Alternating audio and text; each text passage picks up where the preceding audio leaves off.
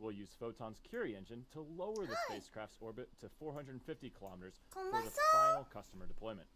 From there, Photon will remain on orbit to build flight heritage ahead of an exciting mission to the moon for NASA this year. But more on that later. We're proud to be welcoming some repeat customers onto Electron again for this mission, and we're also excited to work with some new ones. One of the repeat small sat operators and the first payload manifested for this launch is Earth observation company Black Sky. Their Gen 2 spacecraft will become part of a constellation to deliver real-time global monitoring from space for public and private organizations. We've also got 3 Australian small satellite operators on board today. The first is from Fleet Space in South Australia, who first flew on Electron in 2018 on our It's Business Time mission. Fleet Space are building out an Internet of Things constellation in orbit, which their Centauri 3 6U nanosat on this mission will soon join. This satellite will also support the 2023 Seven Sisters mission out of Australia that will investigate new resource exploration techniques for Earth, the Moon and Mars in support of NASA's Artemis program. The next Australian spacecraft is the Myriota 7 satellite, another Internet of Things smallsat. Myriota's mission is to provide access to data from anywhere on Earth for those working in the utilities, transport, and logistics space. The third Australian satellite is the M2 satellite built by the University of New South Wales Canberra Space. Working with the Royal Australian Air Force for this mission, M2 will bring together technologies that cover Earth and marine observation, quantum computing, artificial intelligence, and communications. Other satellites on this mission include the very hatchling 1U CubeSat from Care Weather, a company focused on saving lives through better forecasting of extreme weather. And last but not least, we have an experimental CubeSat from the U.S. Army's Space and Missile Defense Command, or SMDC, flying on Electron today. Now there's also one more payload on this mission that we're very excited to tell you about. We have a Rocketlab Photon spacecraft on board. This will be the second of our in-house built customizable satellites launched on Electron, and we've named this one Pathstone. Like Photon First Light before it, Pathstone will first perform its usual kick stage responsibilities of deploying our customer satellites before making the switch to Photon mode and carrying on with its own mission in low Earth orbit. Here to tell us more about the Photon on this mission is Jane McNichol in our Rocketlab Long Beach headquarters. It's great to see you, Jane. ルナミッションに使うんだよね。ああ、おはよう、ハリオ、ハリオ。 Thanks, Muriel. My name is Jane, and I'm a mission integration engineer here at Rocketlab. I'm excited to be joining you from our mission operations center inside our headquarters in Long Beach, California. It's from our production complex here on the west coast, where our team produces more than 130 打ち上げ、今日はね、ランチコンプレックス1という場所から打ち上げですが、いつもこの場所から打ち上げています。すごい綺麗なとこなの。行ってみたいな。 Photon is pretty unique in that we can first use it as a kick stage from which to deploy our customer satellites. Then we can switch it into spacecraft mode to stay on orbit and complete secondary missions. Essentially, it performs two functions. First, as part of the launch vehicle, then second, on its own as a standalone spacecraft. After Photon has deployed all customer payloads on today's mission, it will remain on orbit to build flight heritage for hardware and systems ahead of our mission to the moon for NASA later this year. 後で自分で説明するか。フォトンというね、衛星バスと言われる衛星のリムビフォーローチ、違う、リムビフォーフライトだ。タグついてるのかっこいいよね。ロ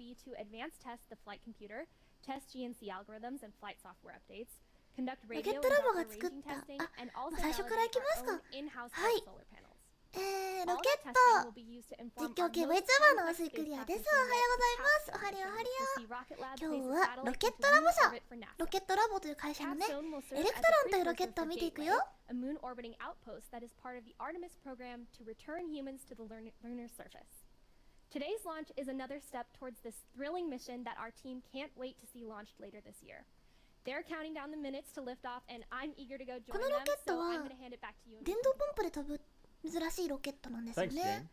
Right now, we're at about T 今乗 minus ってる衛 12 星の minutes 説 and 明をして coming くだ up さ to って the いた go よう no で go す。 poll run by our launch director たく with さ our ん launch 衛星が乗っ operators. ているっていう That's 話 due で、 to い begin shortly, ろんな so let's 国のいろん listen な衛 in 星が乗 now って to るよって mission 話をして control. たんですけど、後でもう一回一つ一つね話せたらいいね。ちょっとその場で訳せなかったから見ながらね行きたいです。あ、でも一番気になる点焦点かなといえば、フォトンというこのロケットラボが作っている宇宙船衛星のキックステージというか衛星の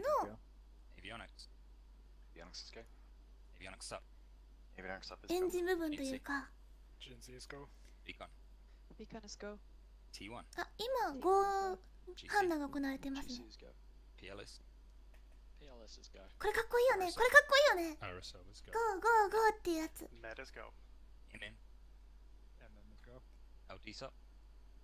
リアにもゴーって聞いてほしい。リア、ゴーって言いたい。みんなにもゴーゴーゴーって言ってほしい。Go for flight というのが出ましたね。今 Go for flight が出てます。6分前です。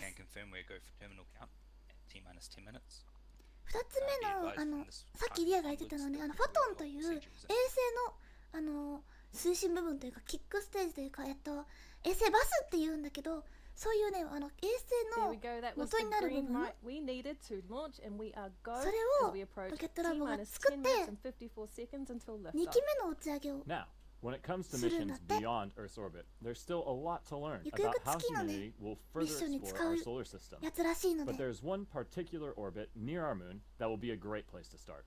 As Jane mentioned, Electron and Photon will launch to the moon for NASA later this year in support of the Artemis program. NASA って Photon will complete a series of orbit raises using its Hypercurie engine before deploying NASA's Capstone CubeSat towards its intended near rectilinear halo orbit, or NRHO, around the moon. There's a bit more about this exciting mission launching later this year. 今年2回目の打ち上げですね、このエレクトロンロケット。 Rocketlab is supporting NASA's mission to return humans to the moon. ロケットラボは NASA の月ミッションを NASA's Capstone やるよって言 cislunar ってるの。 satellite will orbit the moon, serving as a pathfinder for Gateway, a moon orbiting outpost that is part of NASA's Artemis program to return humans to the NASA ア lunar ルテミス surface. プログラム。 Capstone's mission is to refine our knowledge of the dynamics of a unique halo-shaped orbit, paving the way for people to follow. The near rectilinear halo orbit, or NRHO, has an unobstructed view of Earth at all times, and also enables communications coverage of the lunar South Pole, the destination of NASA Artemis astronauts. キュリー夫 Most 人からだ Rocketlab けど、 missions そ to う date そう、 have キュリー deployed 夫人からだった spacecraft と to an 思うよ。 orbit around 500 kilometers above Earth. But this mission will see us go a little bit further than usual, some 384,000 kilometers further. To get there, Electron will launch Capstone to an initial low Earth orbit. From there, Rocketlab's Photon spacecraft これ takes がフォ over, トンちゃん。上にさ、 providing キャップ in-space ストーンっていうの propulsion をつ to けて、 conduct 下 a に series フォ of トンルナーって入って orbit-raising るでしょ。 maneuvers. その This builds up 下の enough 部分が velocity to perform フ a ォトンで、 translunar その上にい injection, ろんな衛星をつけら allowing れるって Capstone 感じ to なんだ break よ。 free of Earth's gravity and set a course for the moon. 地球 After をぐるっ deploying と回っ Capstone, て、 Photon will continue on its own trajectory to conduct a lunar すぐ flyby, らいかな。 while ぐるっとして Capstone will use its own propulsion system to enter a めっ cislunar ちゃ orbit. 英語早くて口から出ない。どうしよう Traditionally, かな。 small sats have had to wait years for a rideshare opportunity on a large rocket in order to reach lunar and deep space こ destinations. の段階の写真だから映像が見られるのはすごいありがたいですね。面白くないこれ Getting が a。dedicated ride to exactly where they want to go and on their schedule. NASA is thrilled to be partnering with several small businesses to make this mission happen. That includes launch provider Rocketlab USA, Capstone mission lead Advanced Space, the CubeSat developer Tyvek Nanosatellite Systems, the propulsion system provider Stellar Exploration, and several more. Together, we are expanding the reach of small businesses, small spacecraft, and small launch vehicles.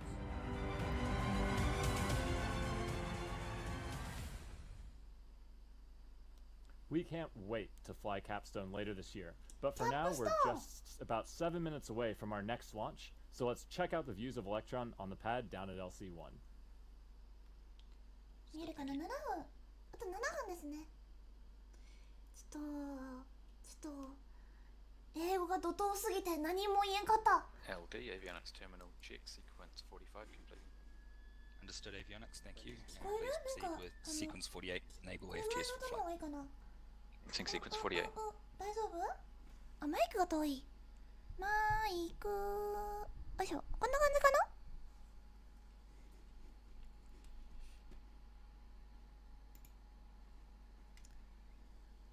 まずはね、ロケットの説明をしたかったんだけど、ロケットの説明を。AFTS is green. この子の名前はエレクトロンちゃん。あ、今映ってないけど、エレクトロンちゃんというね、名前のロケットです。Thank you, avionics.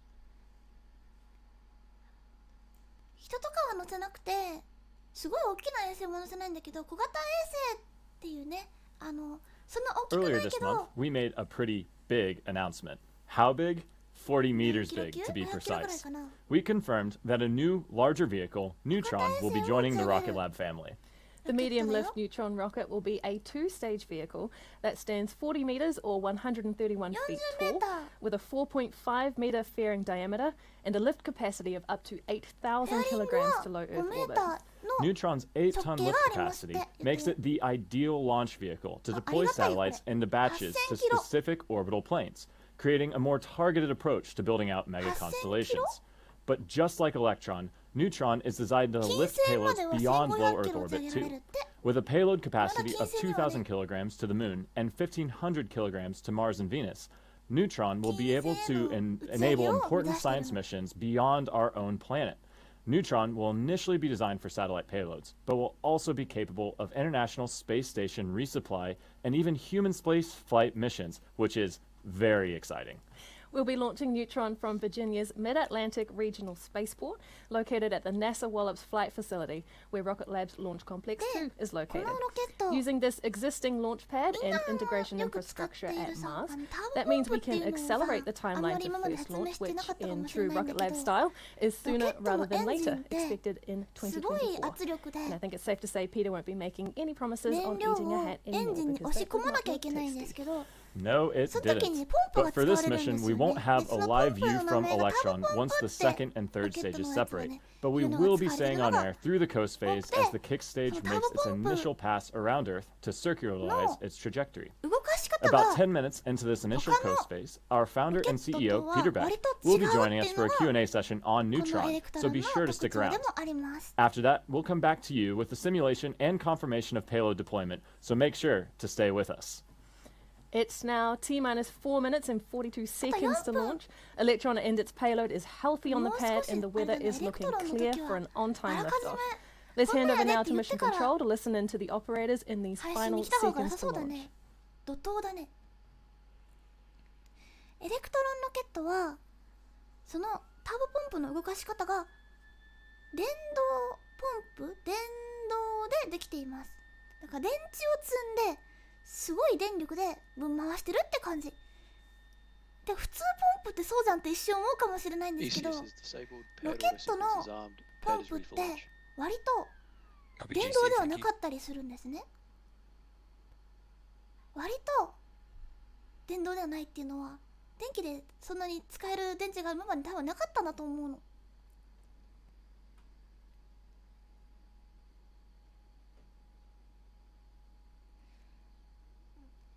スペース X さんとか、日本のロケットさんにも電動ポンプじゃないや、ターボポンプは乗ってるんだけど、その動かし方によってサイクルの名前が変わってきて、二段燃焼サイクルとかさ、なんかさ、そういうさ、聞いたことある人もいるかもしれないけど、エンジンの回し方、ターボポンプの回し方でサイクルの名前が変わってきて、最初にちっちゃいロケットを燃やしてそのガスでぶん回すっていうタイプもあるし、最初に燃料を使って勢いをつけて回して立ち上がったらエンジンにそのまま動力をつぎ込むみたいな、ちょっと口で説明しづらいけど、Please confirm flight computer as 電 per 気以外 screen. の方法でね、いつも Please 実は the 回 auto ってい sequence るん icon. です。で、この子は電気を使う。 Locked. これめちゃくちゃ珍しい。 Stations LD on mission. We go for auto sequence start at T 電 minus 気 2 を minutes. 使うから電池がついて At て、 this time, I can 途 confirm 中で LD ね、 is 電 go 池 for を交換して新しい電池に変えて、アンパンマン新しい顔よってして、古い顔は捨てるっていう儀式が行われます。これもなかなか見どころ。バッテリーホットスワップっていうのがあるんだ。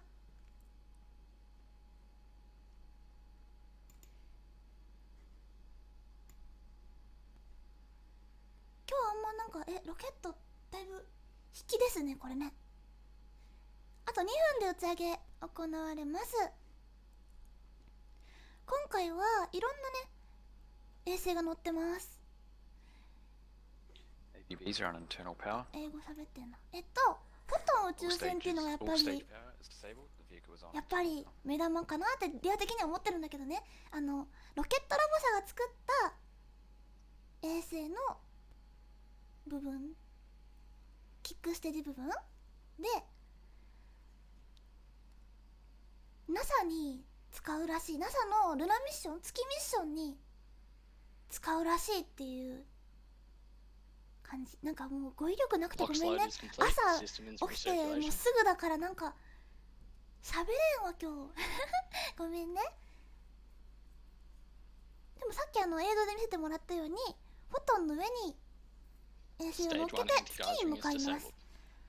まあそれの練習って言ったらだけどデータ取りみたいなところもあるのかなって。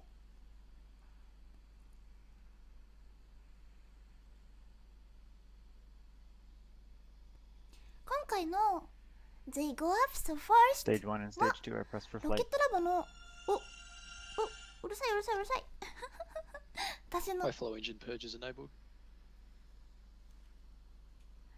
アラームになっちゃった。19回目の打ち上げです。 Auto ロケ deluge ッ is トラボの activated. エレクトロンだと19回目の打ち上げ。今年はこの間1回打ち上げというか2回目の打ち上げになりますね。あと30秒で打ち上げがありますよ。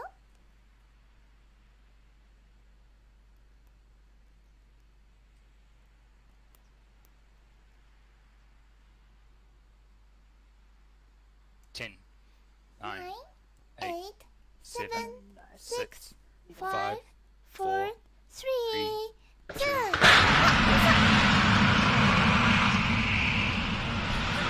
飛んだ。はいや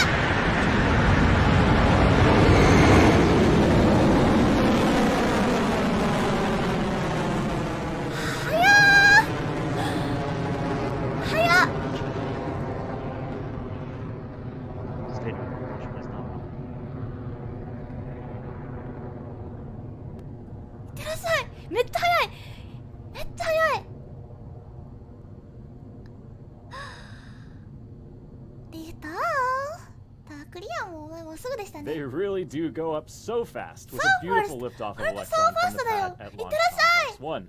We're now Stage T 1 plus detect 40 mode. seconds into the mission and approaching max Q, or maximum aerodynamic pressure, at the 1 minute 9 mark.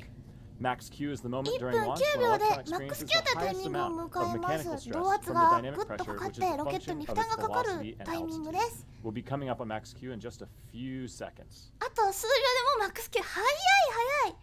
他のロケットはもう2分とかねいかないうちにマックス9迎えるやつが多いけど、すごいね。めちゃくちゃ早いんですけど。 We could pass maximum dynamic pressure. ね、DM は高い。ほんとめっちゃ早い。マックス9を And 迎え there's ま the した call っ that て。 we've successfully cleared max Q. おめでとう。 All is looking good with our trajectory, and Electron is performing nominally. はあ。この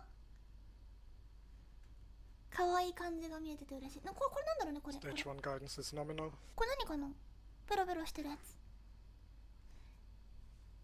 エンジンがここに9個ついてるのでめくれてるんですけど、これ何？ステッカーかな。なんかペロペロしてるんだけど大丈夫かなこれ。ペロペロしてる。何これ。エンジンがね9個ついてて、 We're quickly approaching the next set of milestones in this mission.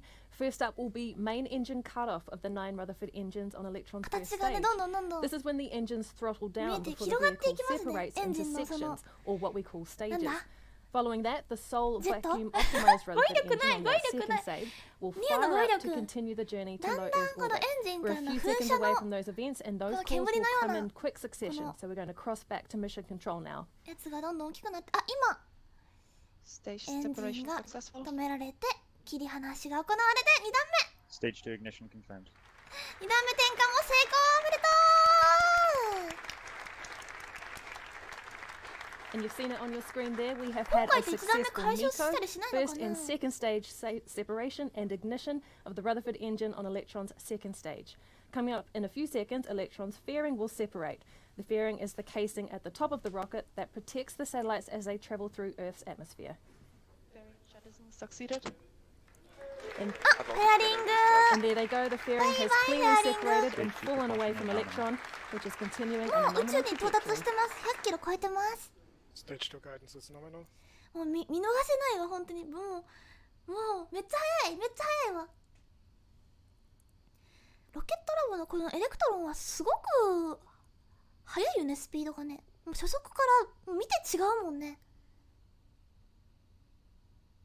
今回1台目の回収はなさそうありがとうこのね1段目なんかヘリコプターで回収するみたいな計画もあるらしくて今どこまでできてるん Electron's だろう trajectory continues, as you'll often hear us say, nominally, with a current speed of just under 10,000 kilometers per hour and an altitude of about 165 kilometers, and we are now at about 4 minutes into the mission.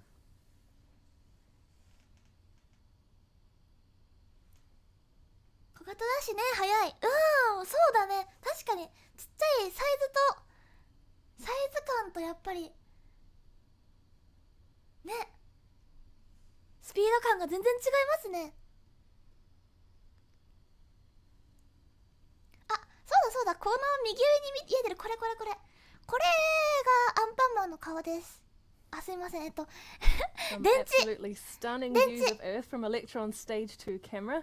The journey toward low Earth orbit is going smoothly so far, and we're about a minute away from battery hotspot.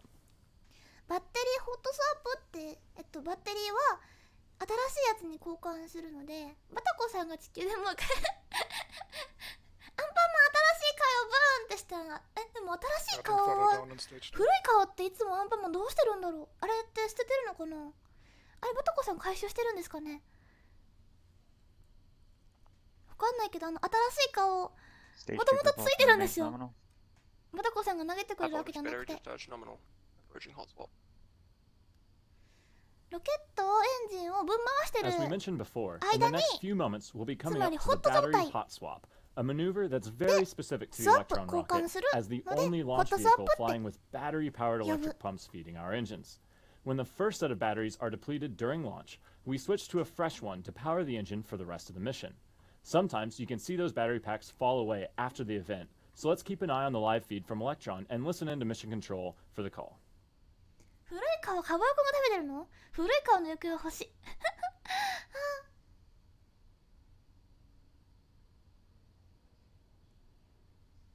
よく見る打ち上げをハルコンなあ取れた顔取れた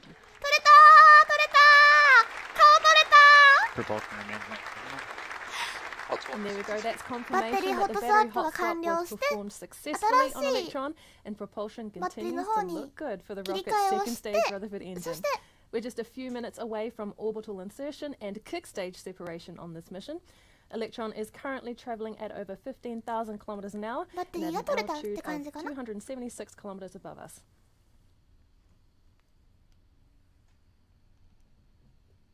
Current altitude is 280 kilometers, speed 4.9 kilometers per second. ぽいぽいぽいぽいぽい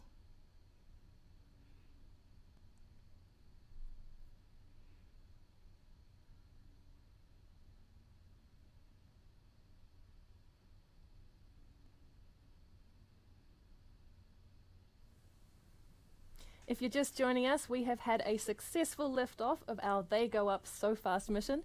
About 2.5 minutes into flight, we had main engine cutoff, stage separation, and stage 2 ignition. We're coming up on separation of the kick stage at around T plus 9 minutes. バッテリーって切り離す必要あるんですか？逆に、もういらないのに重いものつけとく必要がないの。ロケットは後ろに投げたものの反力で飛ぶし、飛ばさなきゃいけないものに対しての推力ってすごい必要なので、もういらなくなったのにそれを持ったまま飛んでる必要がもう全くないの。だからもうすぐに捨てちゃう。We are looking good for SECO or second engine cutoff shortly. デッドウェットポイなんですね。そう。もうだって乗せてる意味ないからね。それに投げた分ちょっとだけ進めるしそんなじゃないけど、ちょっとでも軽くしたいんだよね。そう軽くなることに対して本当にすごいみんな軽くしたいのよ、ロケットって。 Shortly, Electron will shut down the stage 2 Rutherford engine to allow for a clean separation of the kick stage. That will place the kick stage in an elliptical orbit around the Earth for a coasting period of around 40 minutes or so. That event is coming up shortly, so we're going to switch back to mission control to await the confirmation. 2個取れてるよね、バッテリーね。 Stage 2 guidance is in terminal. 10 seconds remaining. I didn't notice it before, but they have already on the second stage too. 2段目のエンジンのオーディオも乗ってるって言ってる？ 2 段目のエンジンにも音乗ってるのこれ？あ、これ音入ってんのか？すごっ。2段目エンジンの燃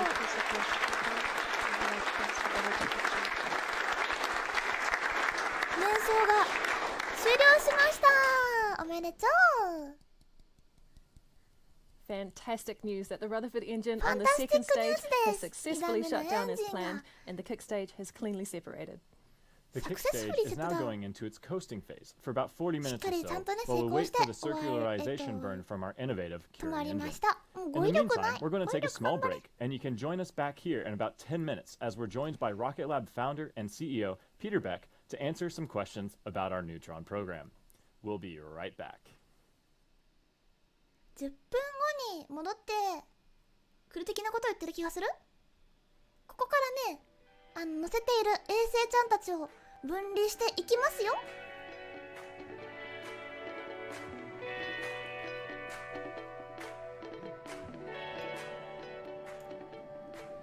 これ今日見られるのかな、めっちゃ。リアどこまで言えるだろうこれ。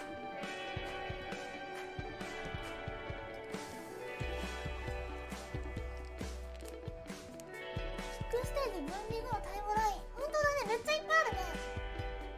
リアのヘッドホンからめっちゃ音漏れてるから下げたいね。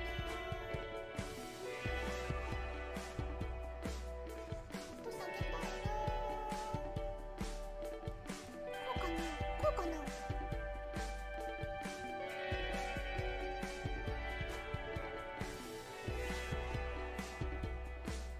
こうかな。よし。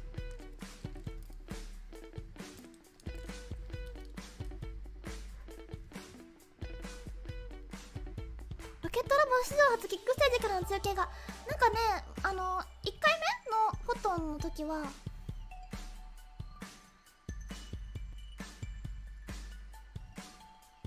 メラ載せてはいたけど非公開だったんだったっけな。謎の BGM がねいい感じ。いつも確かに分離の瞬間は見えないから今日はドキドキだね。どこまで見せてもらえるんだろう。カメラ乗ってるのかな。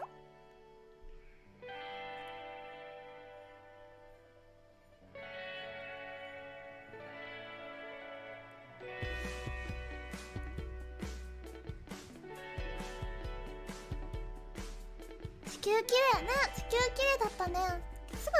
すぐ見えたもんね。ロケットは変えた技術で飛ぶ印象でしたが違うんですねって。出勤してきます。いってらっしゃい長岡もくちゃん、ありがとう。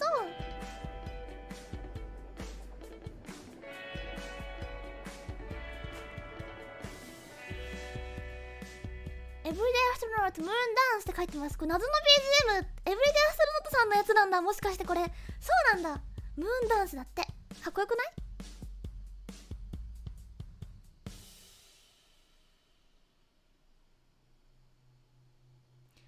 このロケット何かを運ぶよ。それとも試し撃ち？ありがとうね。答えてもらってありがとう。コメントでも今ねお客さんの衛星を乗っけて飛ばしております。次の BGM は Slow Orbit。 エブリデイアストロノートさんね曲作ってるよね。すごいよね。リアも曲作りたいな。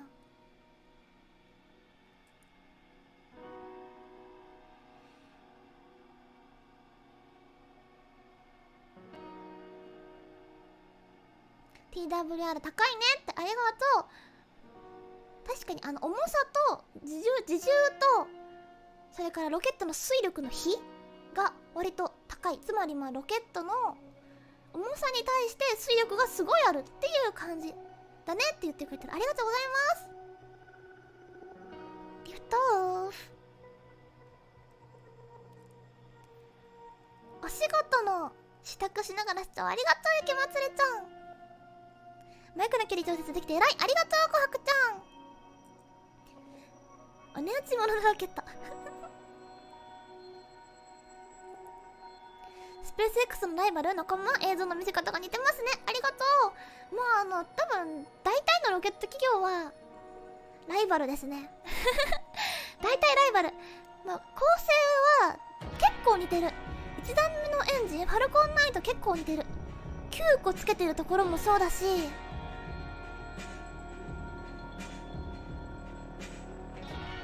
段目のエンジンに1個つけてるのも一緒だし、だいぶ似てるかも。違うのはそのサイズかな。ファルコン9とはこっちのロケットは小型衛星を打ち上げるようでも割とねそれに特化してて、人間を乗せるとかそういう方向には頑張ってなさそう。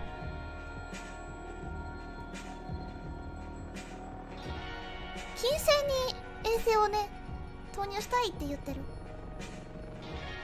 スペース X さんの方はもう有人飛行やるし、 SN11 の方も開発がすごい進んでいるみたいですけど、そろそろ飛ぶっぽいけど、ああいう感じで有人にシフトしていったりとか、すごい大きい衛星を乗せたりとか、そういう感じで方向性は少し違うかなって思います。ただ見せ方はやっぱりちゃんとかっこよく見せる方法をやっぱり研究してる感じはするよね。リアもなんかかっこいい画面作んないと。フ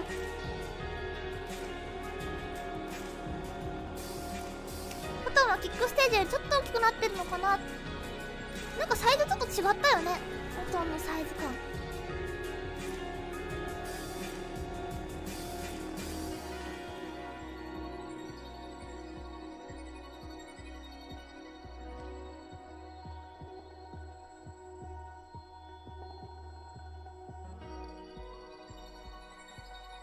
確か事後に衛星だったかな。違う、だから映像を公開していた気がする。なんかね、フォトンというキックステージじゃないか、衛星バスっていう方が正しいかなのを使っていて、今回2回目の打ち上げなんですよ。フォトン宇宙船っていうのはフォトンスペースクラフト。1回目の打ち上げの時はすごい公開してやったわけじゃなかったんじゃなかったかな。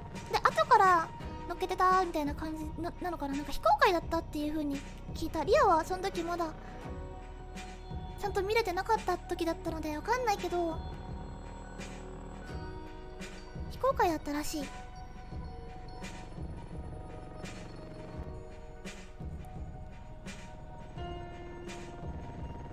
さっきの曲は月で踊れなさそうだけど、この曲なら踊れそうエブリデイアストロノートさんがツイッターでありがとう言ってるな。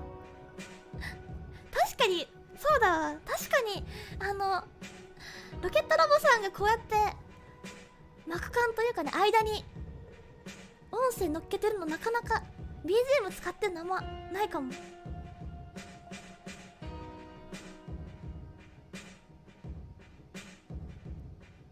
スローオービートめっちゃいいね。病院に向かいながら視聴中。おお、検査頑張ってね。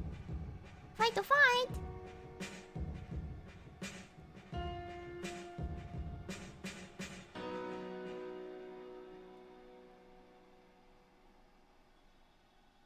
宇宙ファンとして嬉しいだろうなって。ああ、本当はね、使ってもらったらいいね。リアも使ってもらいたいもんな。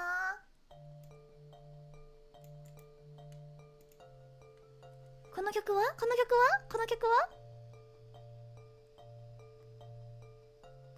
The Scale of It All。 かわいい曲。タタンツタタンツタンタタンタタンツタタンツタンタタン。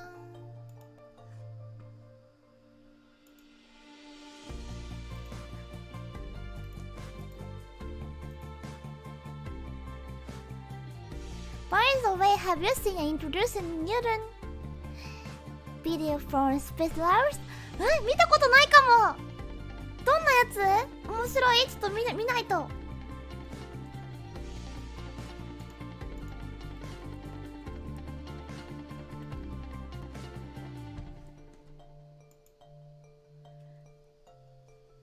ネイバーシーン見てみよう。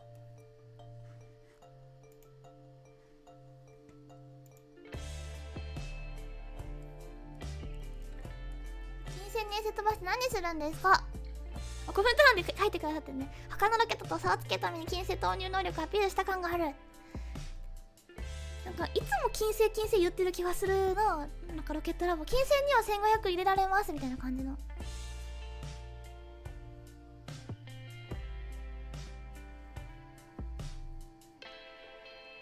ニュートロンの待って、逆に見たかもしれない。なんかその場で見たって言ったかもしれない。だって見てみよう。ちょっとみんなロケットラボさんのこの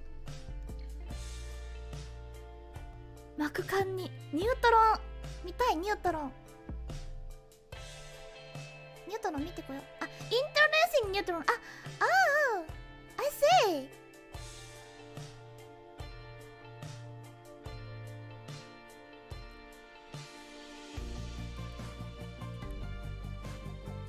あれだよね、帽子食べてたやつでしょ。 And he eat heart cup. It's a very funny video. Yeah. I think so too.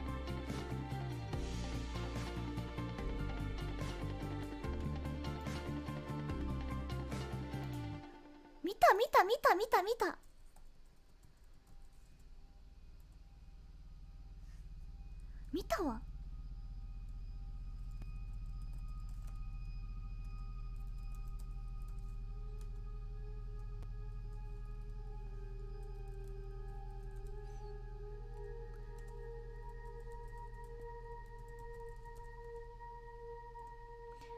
ね、なんか帽子食べてる映像があったんだよ確か。あれってなんか帽子を食べるほどなんか英語の慣用句なんだよね。あんまり知らないんだけどさ、どういう意味なんだっけ。 He was eating a heart cap? キャップかな。キャップ。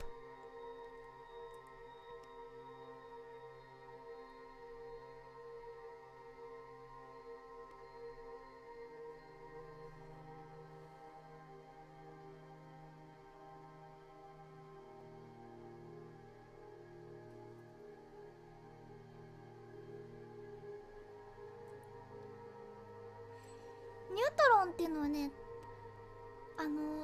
これよりもだいぶ大きいロケット、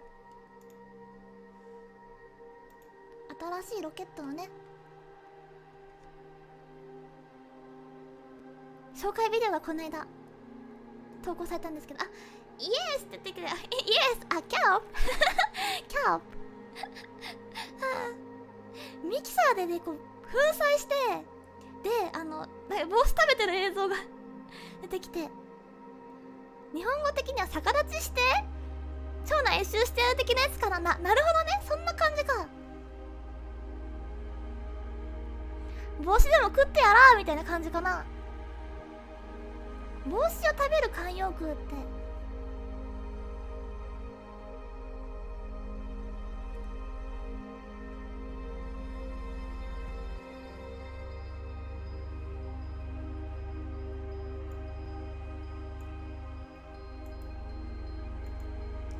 型化して第一弾を採用するあたり、スペース X と似た道を歩んできています。あ、確かに言われてみれば確かに1段目再着陸みたいな感じではないけど、ヘリコプターを使って回収するとかね、1段目を使いたいって言ってる。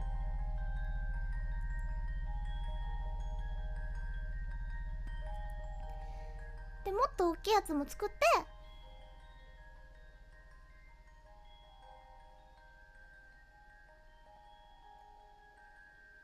衛星に、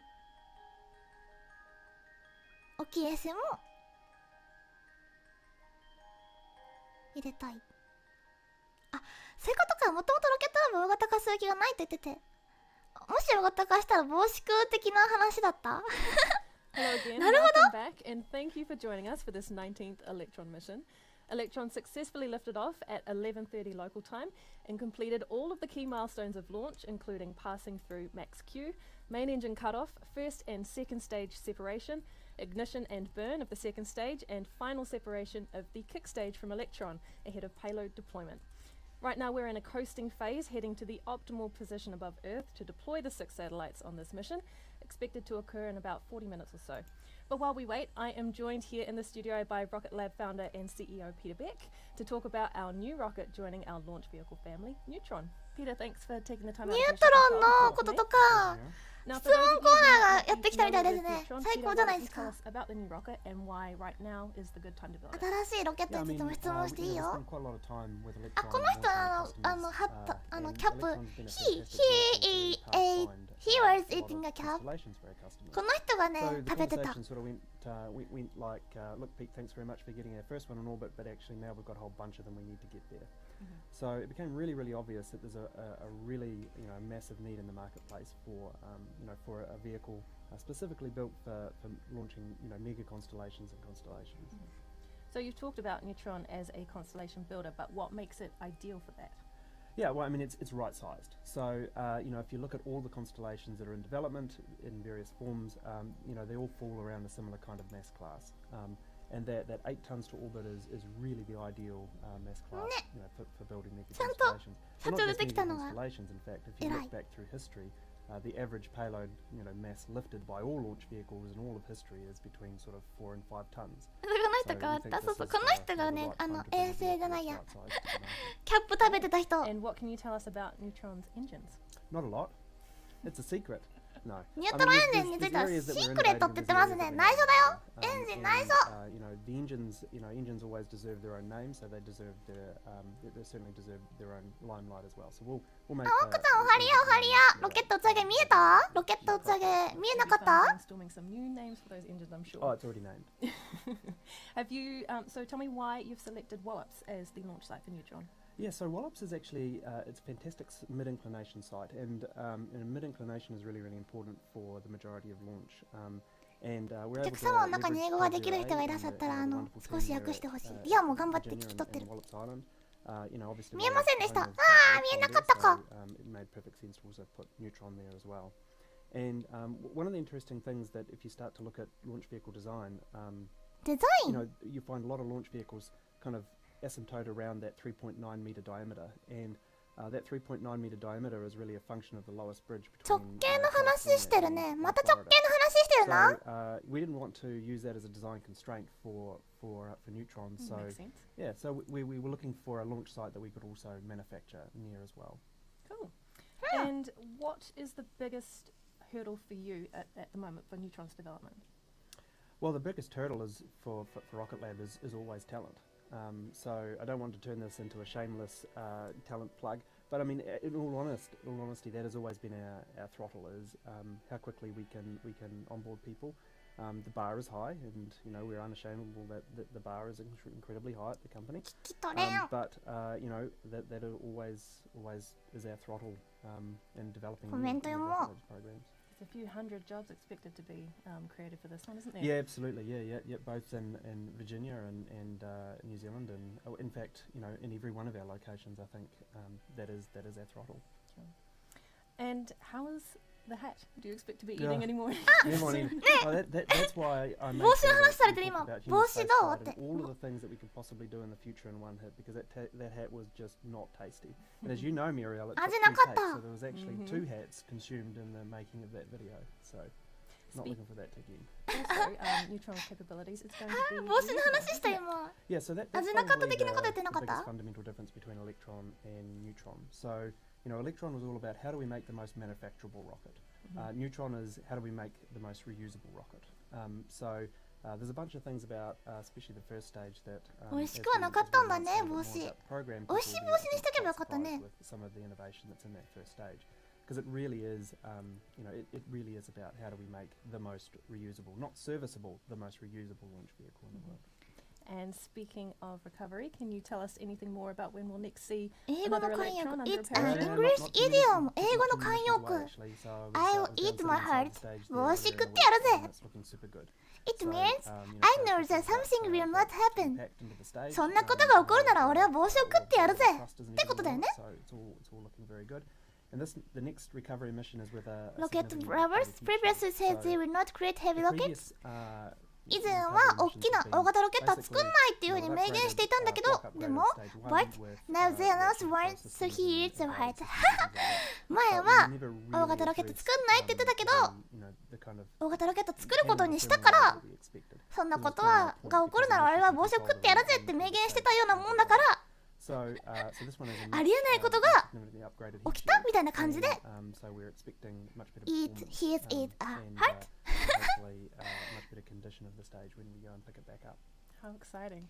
Any helicopters with this one? Will you be piloting a helicopter? No, I'm nowhere near good enough to I'm kidding myself to think that I was a good enough pilot to catch one. But no helicopters in this mission. Basically, we're going to splash them down in the ocean until such a point as actually the stage is what we would consider completely reusable. At that point, we'll bring in that extra element of logistics with helicopters.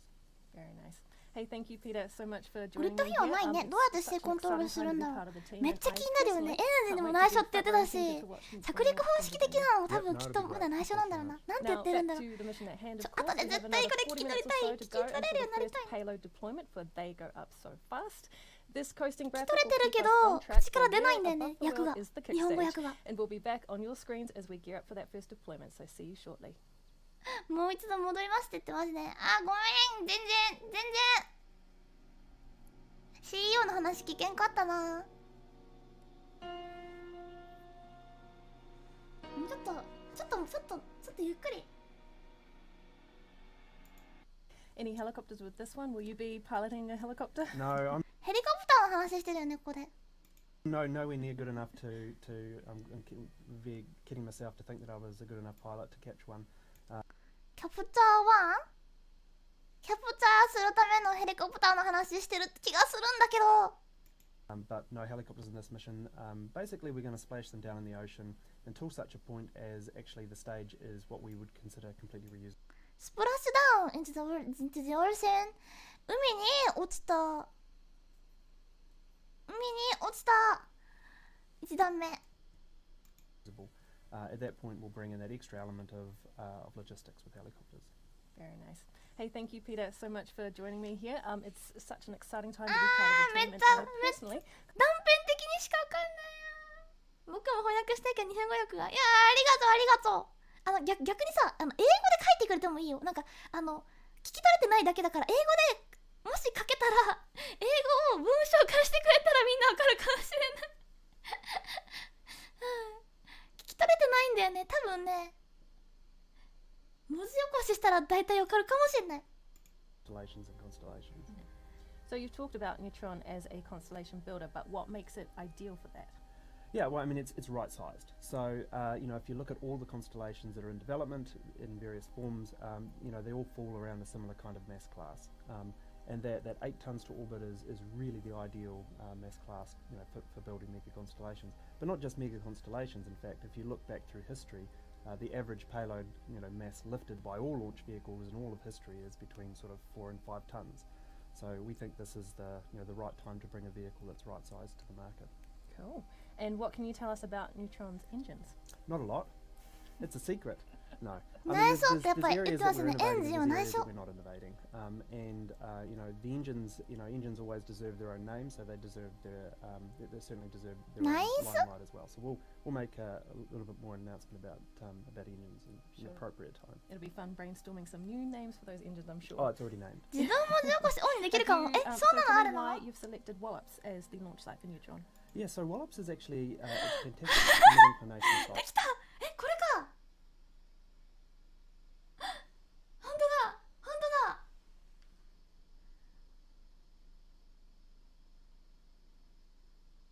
And mid-inclination is really important for the majority of launch.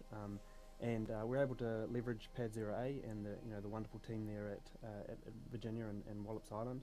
Obviously we have the home of Electron there, so it made perfect sense to also put Neutron there as well. なるほど、なるほど、なるほど。ドットネットちゃん、Thank you。ちょっとそれを教えてもらったから、ちょっとそれを見よう。ありがとう、ありがとう、ありがとう、ありがとう。エンジンに名前がついた？ And For now, this first time, but we catch rear helicopter leader. You find a lot of launch vehicles kind of asymptote around that 3.9 meter diameter, and that 3.9 meter diameter is really a function of the lowest bridge between California and Florida. So we didn't want to use that as a design constraint for Neutron. So makes sense. Yeah, so we were looking for a launch site that we could also manufacture near as well. Cool. And what is the biggest? ヘリコプターはまだやる気があるってことだよね。Well, the biggest hurdle for Rocketlab is always talent. So I don't After that, he ate a cake shaped like the hat. In all honesty, that is ケーキ食べてたって。 our throttle is how quickly we ハット型の can onboard 帽子 people. 型の。The bar is high, and we're unashamable that the bar is incredibly high at the company. But that are always ピーター・ベックはヘリコプターでロケットを自分で捕まえたい的なことを言ってる。But he realized it's too difficult. 冗談。難しいことに気づきました。なるほど、なるほど。自分でロケット捕まえたいって思ってたってこと？ The hat. Do you expect to be eating any more anytime soon? Well, that's why I made sure that we talked about human spaceflight. That hat was just not tasty. And as you know, Muriel, it took 2 takes, so there was actually 2 hats consumed in the making of that. It does not taste as you know, Muriel. It took taken sincere. Not tasty って言ってね。So, not looking for that again. Also. 2 hats consumed in the making of the video start. So, Neutron's capabilities, it's going to be reusable, isn't it? Yes. So that's probably the biggest fundamental difference between Electron and Neutron. So, Electron was all about how do we make the most manufacturable rocket. Neutron is how do we make the most reusable rocket. There's a bunch of things about, especially the first stage, that as we announce a little bit more about the program, people will be, I think, quite surprised with some of the innovation that's in that first stage, because it really is, it really is about how do we make the most reusable, not serviceable. この方いつもリアリー言ってくれて嬉しいんだけど、リアリー言ってる。 Can you tell us anything more about when we'll next see another Electron under a parachute? Yeah, not too many missions away actually. So I was down sitting inside the stage there earlier in the week. That's looking. We'll next see another Electron under parachute and not two. Super good. So parachute was about to be packed into the stage, and all of the little thrusters and everything.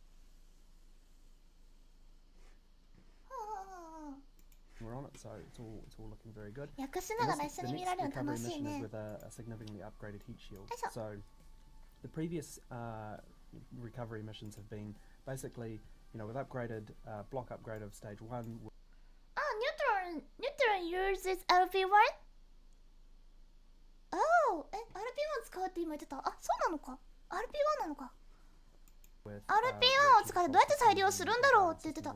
Yes, they run an RP1 and Lux. Really? Handling the thermal loads that we expected. Falcon 9 uses RP12 and it is a similar size and reusable. So this one has a much なるほどね。 upgraded ああ、わせ and so we're expecting much better performance. めっちゃ似てるね。 and hopefully much better condition of the stage. ファルコン9も RP1 使ってるし。Any helicopters with 似 this てる one, ね will you be 再利用もするし似てるね No, って I'm nowhere near good enough to I'm kidding myself to think that I was a good enough pilot to catch one. But no helicopters in this mission. Basically, we're going to splash them down in the ocean. ここのところさっきウォックちゃんがね投げてくれた自分でやってみようと思ったけど I was good enough pilot to catch one. Until such a point as actually the stage is what we would consider 自分で捕まえるのは難しいなって感じだ bringing ね that extra element of logistics with helicopters. Very nice.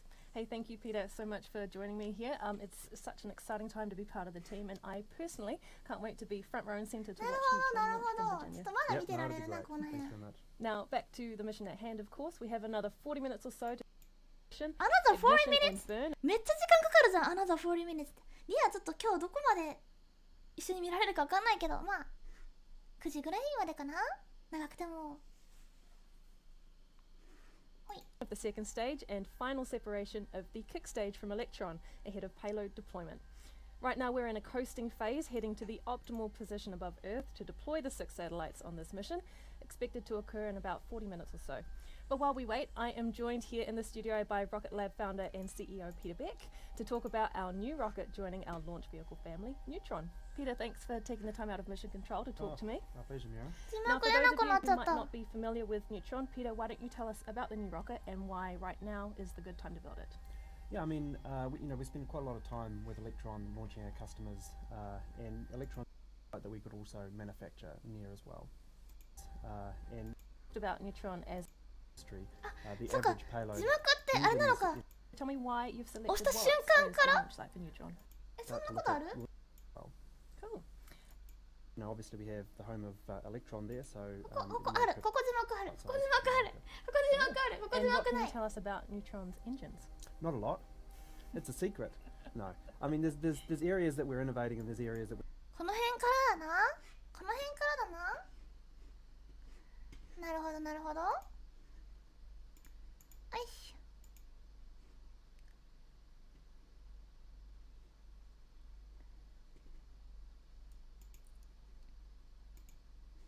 ピコーンパラビちゃんありがとうちゃんと綺麗にしたらRP1 でも再利用できるぜって言ってくれてるねパラビちゃん Well, maybe it's not enough to clean it properly. I mean, Falcon also uses RP1 and also reusable. パラコン9も RP1 使ってて再利用できてるからきっと綺麗にすればいけるよ的な Yeah, so Wallops is actually it's a fantastic mid-inclination site, and mid-inclination is really important for the majority of launch. And we're able to leverage Pad 0A and the wonderful team. 自動字幕下手まあねなんか読み聞き取れなかった単語が読めるかなって感じかな Electron there, so it made perfect sense to also put Neutron there as well. And ガチガチのライブになるってことですかまあそういうことだよねニュートロン確かに a lot of launch vehicles kind of asymptote around that 3.9 meter diameter, and that 3.9 meter diameter is really a function of the lowest bridge between California. 3.9 meter diameter って言ってますから 3.9 メーターの直径 and Florida. So we didn't want to use that as a design constraint for Neutron. So yeah, so we were looking for a launch site that we could also manufacture near as well. Cool. フロリダでも打ち上げするのこれって hurdle for you at the moment for Neutron's development? Well, the biggest hurdle is for Rocketlab is always talent. So I don't want to turn this into a shameless talent plug, but I mean, in all honesty, that has always been our throttle is how quickly we can onboard people. The bar is high, and we're unashamedable that the bar is incredibly high at the company. But that always is our throttle in developing any of Rocketlab's programs. There's a few hundred jobs expected to be created for this one, isn't there? Yeah, absolutely. Yeah. Both in Virginia and New Zealand, and in fact, in every one of our locations, I think that is our throttle. And how is the hat? Do you expect to be eating any more anytime soon? Well, that's why I made sure that we talked about human spaceflight and all of the things that we could possibly do in the future in one hit, because that hat was just not tasty. Let's hope they'll make a great rocket. 確かにそうだね。一応めっちゃいいロケットできることを期待しましょうね。We need more competition of market. ロケット市場の競争というか、コンペティション、競争力、競争をたくさん増やしていこう。ねえ、リアの目的がそもそもね、ロケット開発市場を大きくしたいというか、その宇宙開発をでかくしたいから知ってもらいたいっていうのもあるから、開発市場がもっと大きくなるといいね。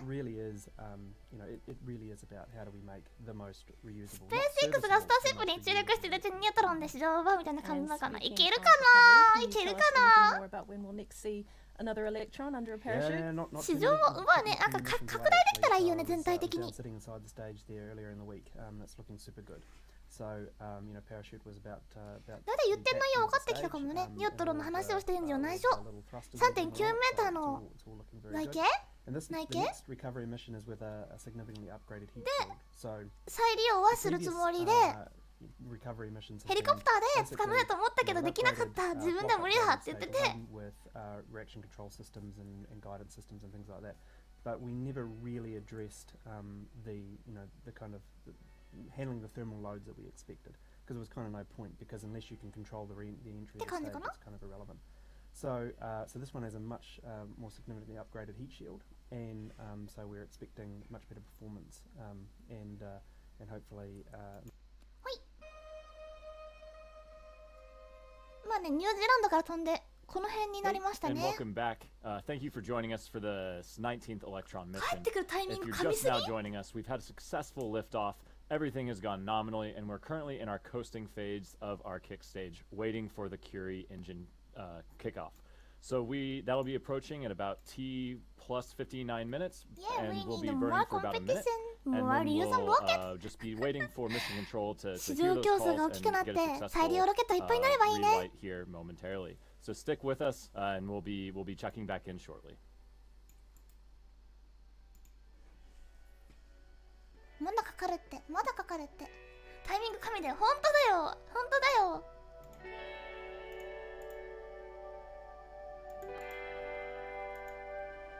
Neutron words insert her demand.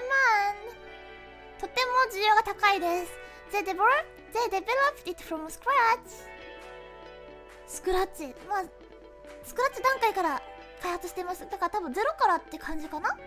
Probably will be used quite a lot. 多分たくさん使われると思うよって。Thank you. ニュートロン。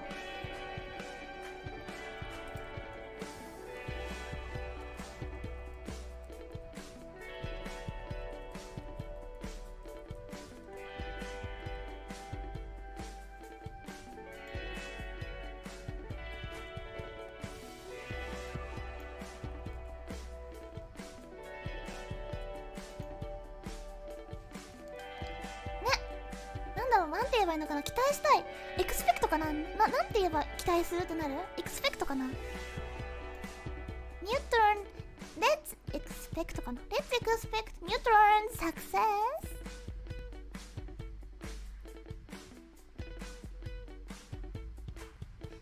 This chair turned English suddenly. English comment is okay? I understand English a little.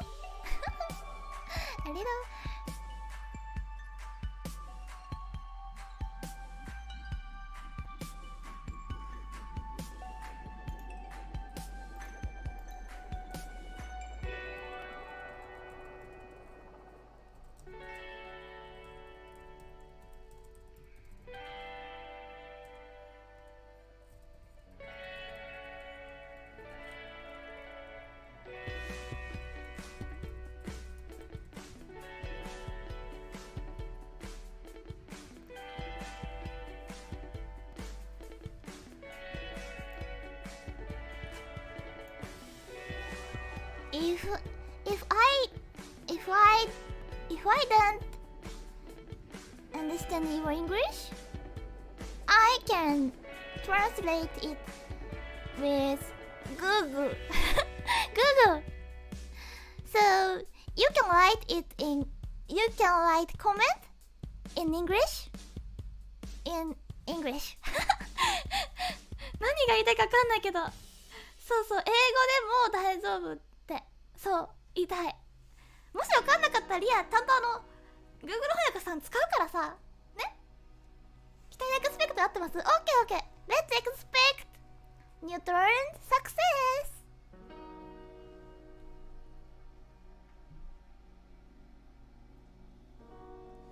あと5分でキュリー展開。キュリー展開は見たいね。何分まで見てられるかな。リアもロケット作りに行かなきゃいけないからな。アリロじゃない？アリロじゃないか。アリロじゃない？そんなにちゃんと分かってる？本当？Neutron was developed to service massive satellite constellation. Hello and welcome back to Rocketlab's mission Satellite Data Up衛星コンステレーション。 If you're just joining us, Electron successfully launched today at 11:30 local time from Rocketlab Launch Complex 1 in New Zealand. We completed first and second stage separation, successful ignition and burn of the stage 2 Rutherford engine, and then a final separation of the kickstage. Very soon, this third stage of the rocket will perform a short burn of its Curie engine to circularize its path around Earth, ready to release this mission's satellites to their ideal positions. We are at T plus 47 minutes into the mission, and we're just waiting now for that engine burn, which is expected to occur shortly. 47分頃にもうそろじゃない？ちょっとだけって書いてますね。Occur shortly。クリア英語だいぶうまい。Thank you。うわー、褒めてもらえた。なんか発音が割となんかプロナンシエーションちゃんと理解してると思います。ありがとう、嬉しいな。キュリーバーンは燃えたんでしょうか？燃えたんでしょうかね。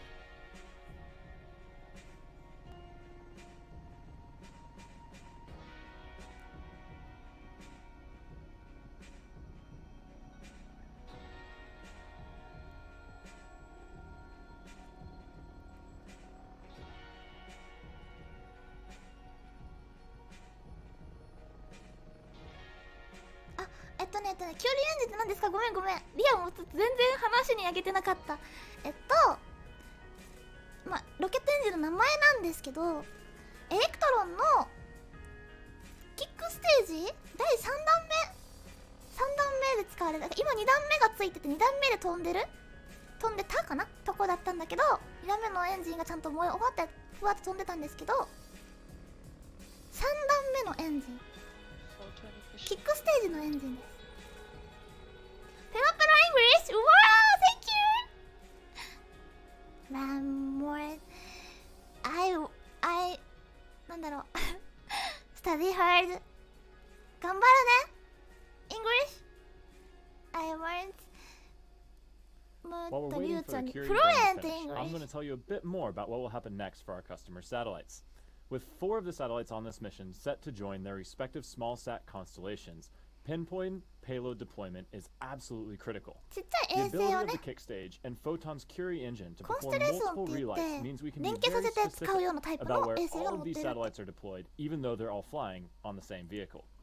First, Photon, operating as a kick stage at the start of the mission, will deliver the majority of the satellites to a 550-kilometer circular orbit. That deployment will occur over a period of around 5 minutes or so. Then, with a short burn of the Curie, Photon will actually lower its altitude 100 kilometers closer to Earth to deploy the final payload to a 450-kilometer orbit. But even then, we are still not done, because after payload deployment, our operators in mission control will issue a command to transition the kick stage into spacecraft mode and begin our secondary mission objective to test out new systems on our own satellite. This Photon will build flight heritage across its subsystems for our capstone mission to the moon for NASA this year, as well as our private mission to Venus in 2023. We've got some new and exciting technology to demonstrate on Photon this time, including deep space radio capability, sun sensors and star trackers, and an upgraded reaction control system for precision pointing in space. We're coming up to release the first satellite from Electron shortly, so let's listen in for the calls from mission control.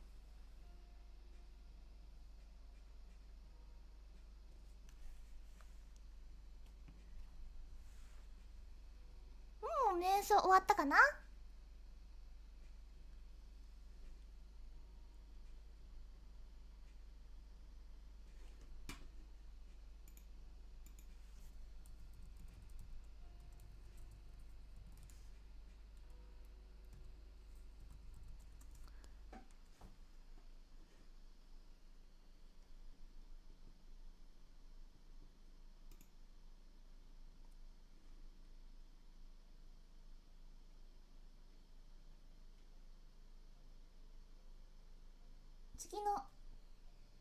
次の BGM なんだろう。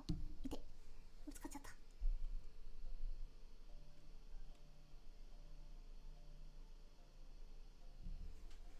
キックステージ第3弾目をつけられるメリットは何ですか？これはね、1段目と2段目って今までのロケットでも割と出てきたから、2段多段式で宇宙に行くのが効率いいっていうのは知ってるっていうことだと思うんですけど、3段目のキックステージっていうのはつまり衛星に推進機がついてる状態っていうことなんだよね。割と強めの。なので例えばいろんな軌道に衛星を投入したい時とか、あとは超小型衛星が相乗りって言っていろんな国のいろんな衛星がいろんな場所に行きたい場合に役立ったりするかな。つまりバスあるじゃん。相乗りバスみたいなものだからデプロイ来た。あ、デプロイしたの？一つ目が出てきた。Satellite has been deployed from Electron, the M2 small sat from the University of New South Wales, Canberra's解説途中で止まっちゃった。Up next is the Centauri 3 Internet of Things nanosat from Fleet Space. あ、こんな早いんだ。ね。2つ目の衛星も分離もうそろそろかな。いろんなお客さんを乗せてる飛んでるロケットだから、このタイミングで放出したいとか、こっち行ってから降りたいとかさ、あるじゃん。みんな同じ駅で降りるわけじゃなくて、できるだけ近くに持って行って放出してあげたりする。3つ目。And there we go. We have confirmation of another successful deployment, this time for Fleet Space. 2 down, 3 to go at this orbit.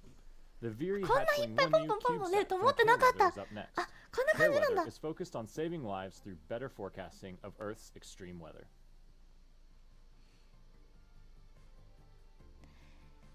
地球の気候を観測するって言ってますね。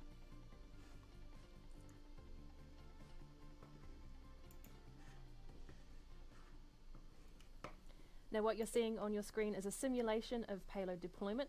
We will confirm all payload deployments on our social media channels shortly.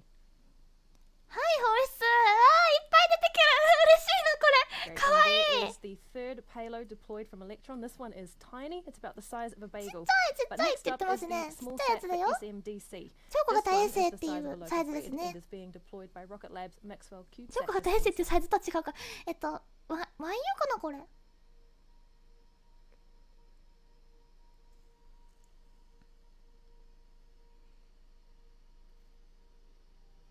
こんなポンポン出てくると思ってなかったから用意してなかった。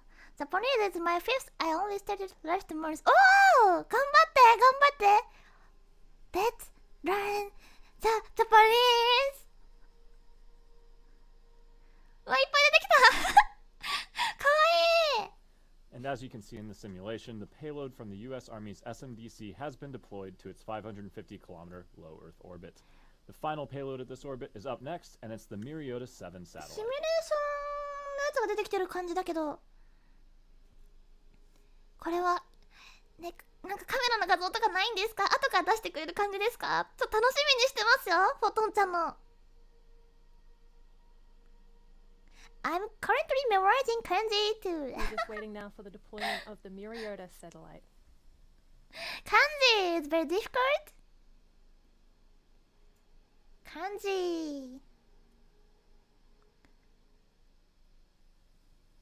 And there it goes. That's the fifth satellite on this mission. 5個目の The Myriota has been deployed to its orbit as マリオタハズビンってなんだ？5個目の衛星がちゃんと放出されました。Congratulations to all of our mission partners so far, and let me be the first to welcome you to your new home in orbit above the Earth. We have one final payload to deploy on this mission, the Gen 2 spacecraft from Black Sky Global. But as we've mentioned before, we have to drop the kick stage to a lower orbit first. We'll do this with a second relight of the Curie engine to change the kick stage's altitude, and 40 minutes or so after that event, Curie will be ignited for a third time to circularize its orbit around the planet at 450 kilometers above us. Then soon after that, kick stage will transition to photon mode and remain in that orbit to test out some of the spacecraft's new technology. We won't be live for confirmation of payload deployment, but it should look something like this. Keep an eye out on our social media channels for verification of final payload deployment and the transition to photons later today.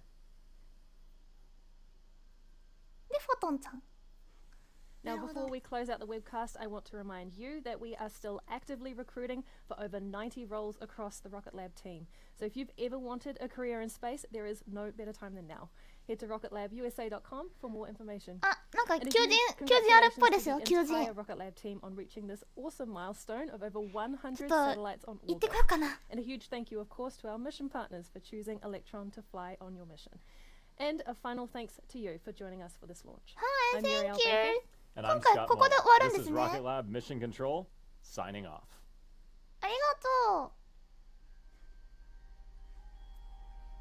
ちょっともう少し放出された衛星の話と英語の訳をいっぱいしてお勉強しつつかな。あ、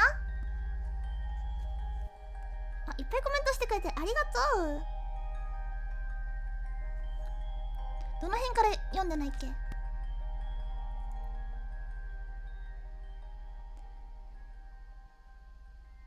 Neutron was developed to service massive satellite constellations. よいしょ。はい。ちょっとリアの読みタイプにしようかな。ああ、これは Everyday Astronaut の音楽です。そう、Everyday Astronaut さんの音楽に使われてましたね。Okay, nice, thank you. Did you watch S11 static fire? What did you think? Static fire! I say SN11 static fire. Andどう思った？もう飛ぶのかって。もう飛ぶのって思ったってなんて言うの？もう飛ぶはあ、喉がもう飛ぶのって思った。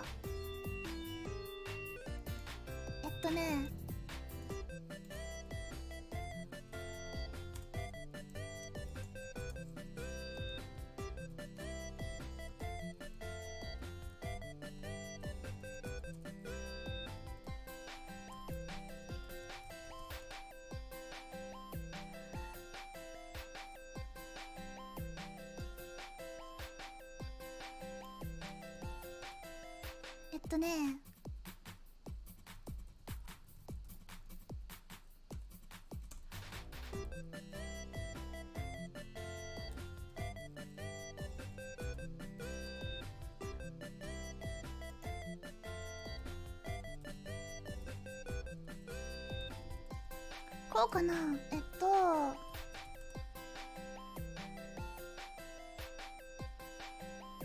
SN11's conversion test done なんだろう、イエットなんだろう、もうやったのってなんていうの、イエット I'm surprised that SpaceX development speed is so fast, very fast, quick, fast.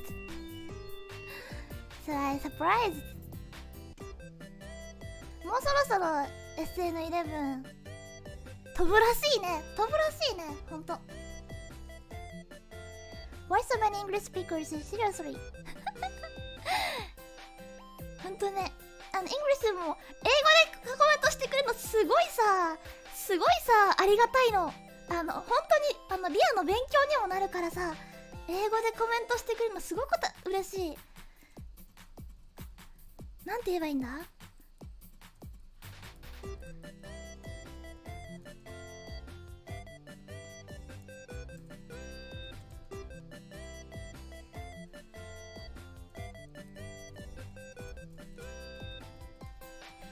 グラッドかな。嬉しい嬉しい。ベリーナイスかな。ナイスナイスなんて言うの。 English comments are very happy, nice, very nice, because and it will be my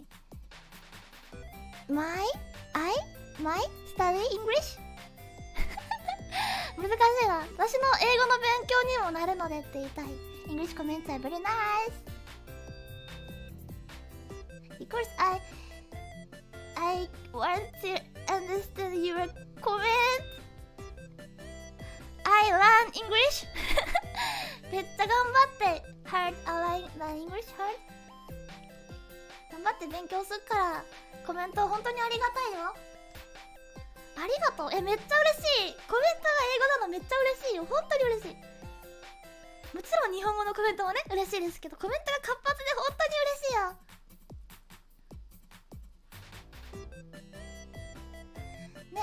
Yes, Starlink like satellites will be very popular in the future. Starlink サテライトのような、スターリンクのようなね、コンステレーションの衛星がとても未来ではすごい当たり前、近未来有名になっているでしょう。ありがとう。そうだよね。もうね、割と大体コンステレーションのやつ、ワンウェブとかもねありますし、いろんな衛星を使って生活する未来がもうすぐそこにやってきてるのでは。出社してきます。ありがとう。I didn't know Rocketlab or their own island. Makes you wonder if more providers will follow after SpaceX finishes power. これはどうなんでしょう。どうなんでしょうね。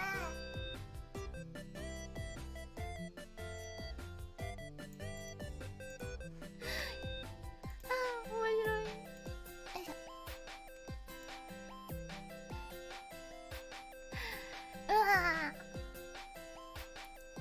ロケットラボが自分の島を持ってますよね。このマヒア半島はロケットラボが使ってるもんね。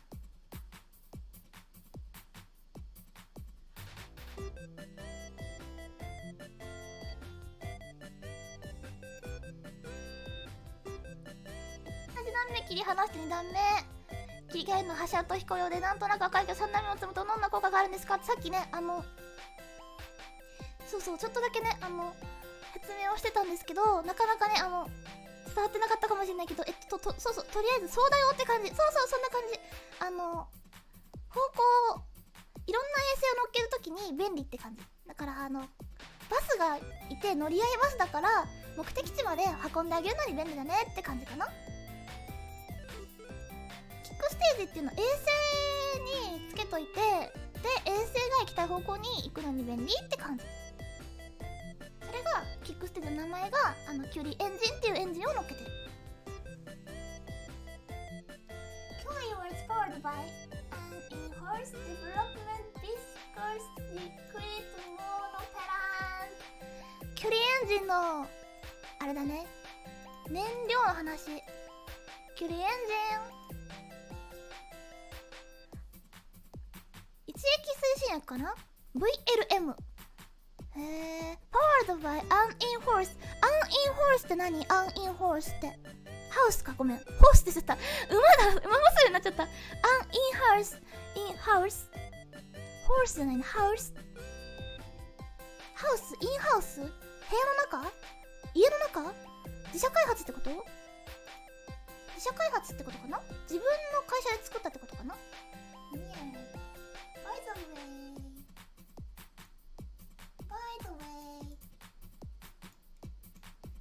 ごめんね、コメントがねすごい。いや、1個ずつ読んでるから、コメント1個ずつ読んでるから待っててね。By the way, the best way to learn English is to listen and speak with native speakers。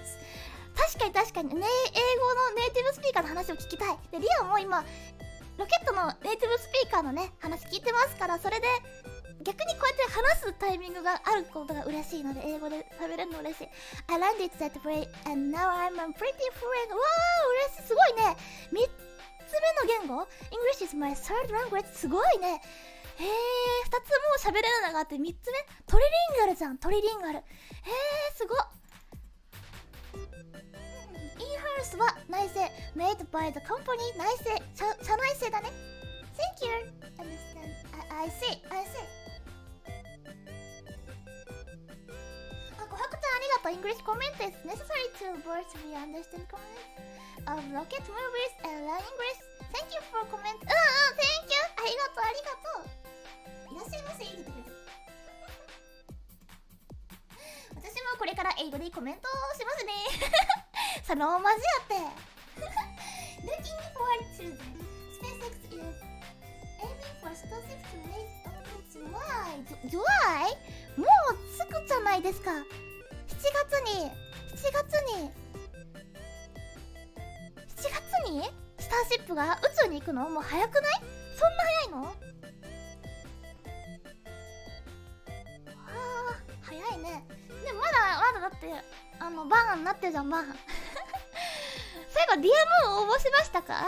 ディアムーンディアムーン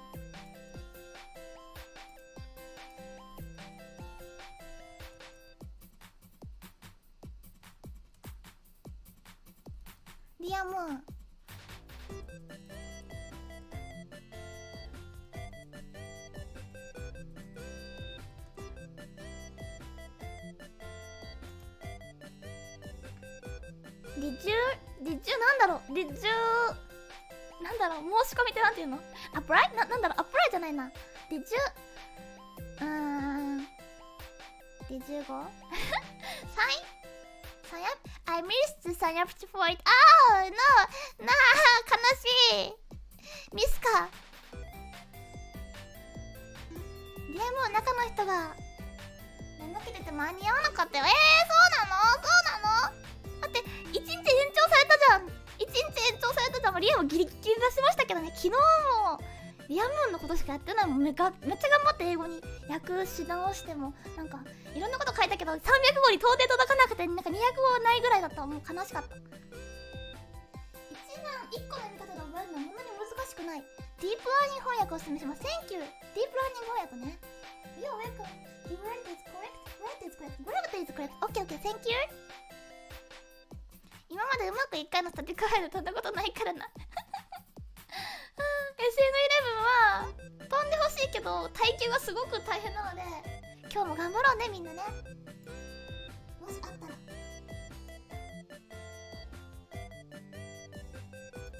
1個の読み方で覚えるのが難しくないってこと？あ、漢字が難しいってことか。なるほどね。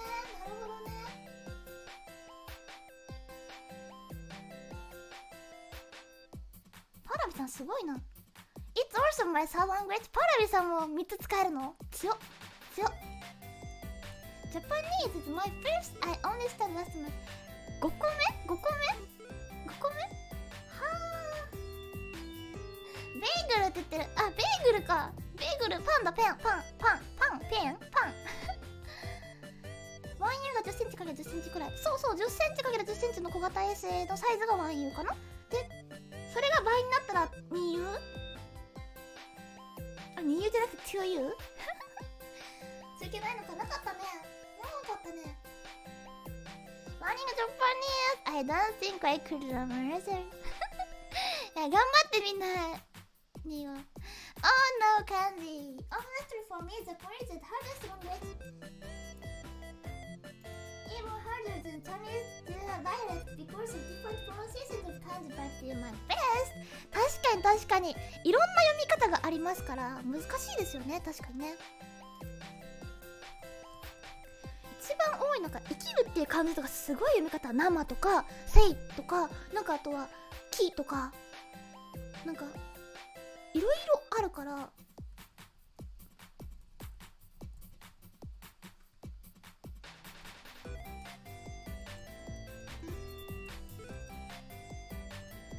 でもひらがなで覚えたらいいけどね。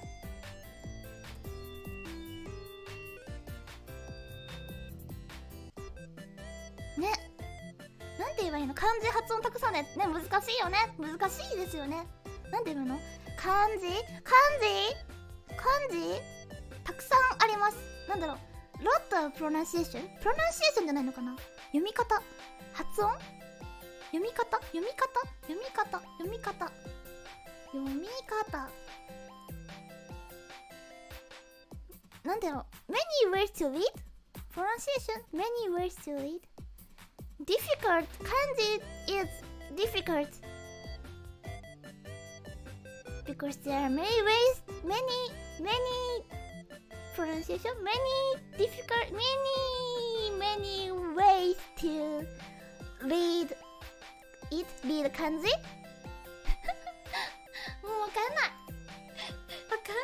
よ漢字はい漢字に書けない漢字があるのは中国語と同じだけどひらがなカタカナあるしね確かにそう漢字とひらがなとカタカナとよく考えたらさそんないっぱいさもうそもそも文字を覚えなきゃいけない時点でハードだよねよくリア日本語覚えたな思わないみんな思わないなんか赤ちゃんの頃から知ってたとはいえよく喋れんなって思わない日本人なんかそれよくできるよねって思うよね他の国のさ英語名詞英語女性詞とか男性詞とかそういうのもちょっと分かんないとこもあると思うけどそれと同じだともうなんか多分読めないんだよねそもそもねあと1匹2匹3匹4匹みたいなさこうピキみたいなそういう変化をさなんかもうやめてよって思うだろうね多分英語がいっぱい頭が痛い英語も勉強も頑張ろう頑張って訳すからさ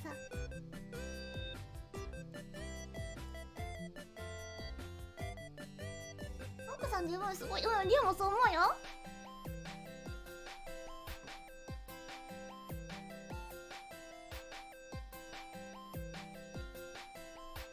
体があんまり健康じゃないから無理だってそうなのリアムねリアは覚えしたいやうまいこといくといいけどないっぱいあるだろうからなアーティストとして認められたらいいな日本語とイングリッシュ中国語は気合いで多少読めないこともない中国語はね漢字が分かれば大体意味が分かることもあるくらいだよね確かにでもなんかこう発音は厳しいリアもreadings okay readings different ways to read reading 生きる生産羽入ハブそういろいろある生きるって字Yes, different meaning いろんな読み方が大変 There's a lot of words to read them ほんと大変 ways okay thank you 日本人にとって自国語はっていうのは結構リソース超えてると思っている脳にインストールする OS のサイズが結構でかいって感じですかねね私リア OS だと思ってんの自国語のことはねクラリス語仮想 OS を使える人は本当にすごいと思うよバーチャル OS メール書くのも敬語とか謙譲語とか意味不明に気を使わないといけないしねそうなんですよなんかね言い方違うんだよねほんとだってさそもそもだけど一人称の言い方多くない？だってさ英語だと only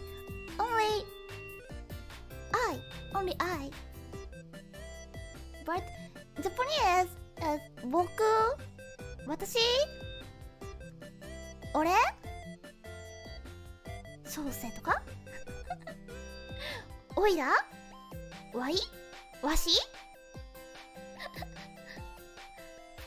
あとなんだろう割とあるくない僕俺私一人称がそもそも多い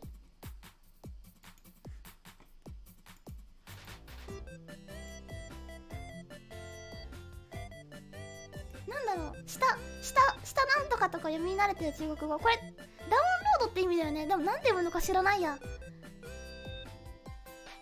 ダウンロードI mean myself yeah 私俺わいわし僕自分それがしわちきあたいあたし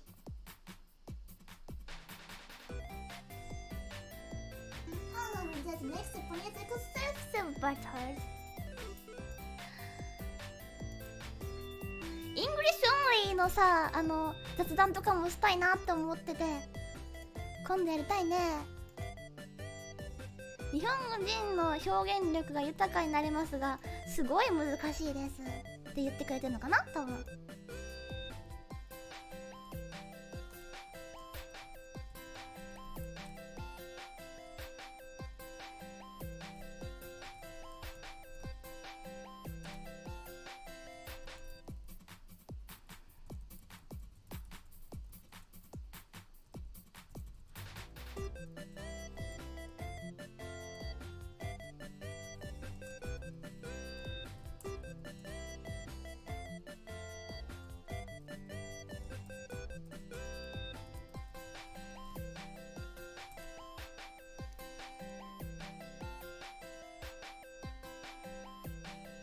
なんだろう、英語の雑談会って雑談会フリートーク This could appreciate the power of Japanese language。 ジャパニーズランゲット使うのすごいなんかすごい力いる的な感じかな。チンあるねあるね、私のことチンって言うね、あるね。I also want to have an only English free talk stream. Only English?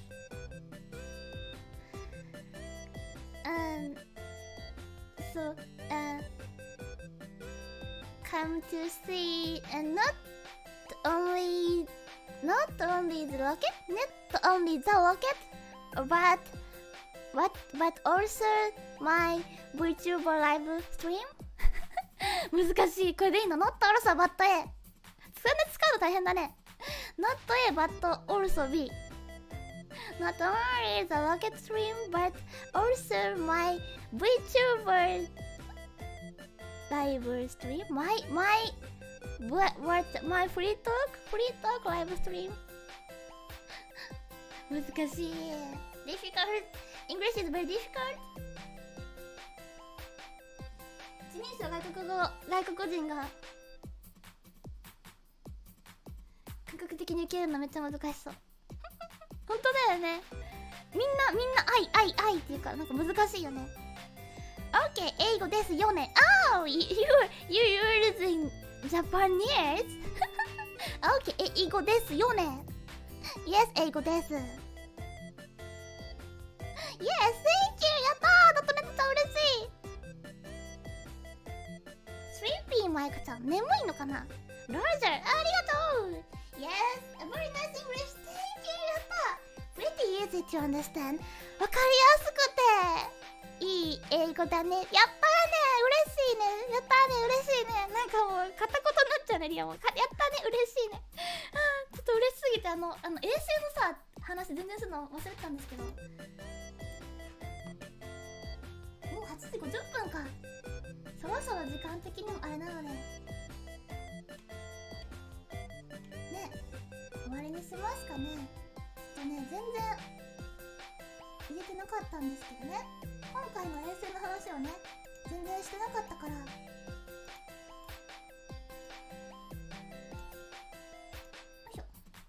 今回はねブラックスカイの衛星とか載ってたんですよ。あとインターネット衛星とかね、小型衛星とか、あとなんかね大学の話もしてたら、ニューサウスウェールズ大学とかそういう話も聞こえてきたんだけど、どのタイミングでどれが出てきたのか一瞬分かんなくてパッと全部言えなかったんですけど、何が載ってたかっていうと、ブラックスカイっていうところのブラックスカイ and Land Service Provider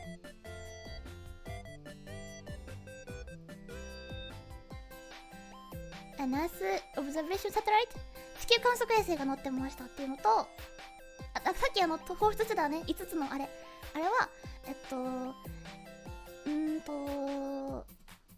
ナノサテライト、インターネット、IoT 衛星わかんない and New South Wales University of New South Wales の技術実証衛星的なやつが載ってたっぽい。技術実証衛星ってなんだろう、テクノロジーデモンストレートサテライトかな。あとは気象パスインティファイダー、なんかさっき出てたこの辺にあったやつね、この辺で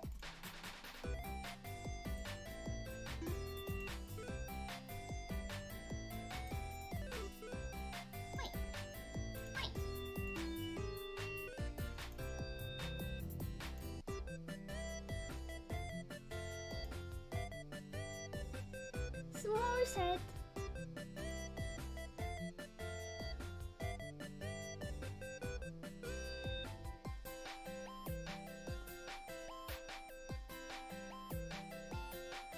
これか、ベーグルって言ってたの。ベーグルサイズくらいの10センチかける10センチの、そういうことか。ベーグルサイズって言ってたんだ。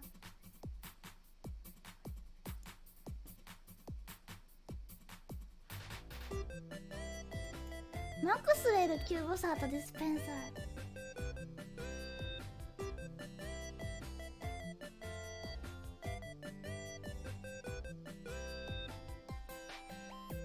マクスウェルキューブサー。